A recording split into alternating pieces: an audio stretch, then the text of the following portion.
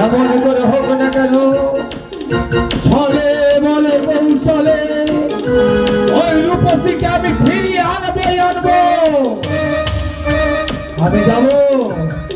আমি যাব ওই নদীর ভেড়িতে ছুটতে ছুটতে যাব, গিয়ে আমি ওই কুমারীকে ভেলা থেকে লাঠি মেরে ফেলে দেবো ওই নদীর জলে।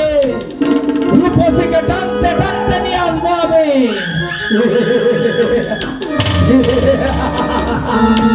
ওই রূপসীর যৌবন আমাকে পাগল করে তুলেছে।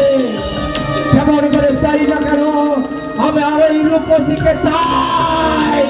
ওই রূপসীকে ছাড়া আমি এক মুহূর্ত বাঁচবো না।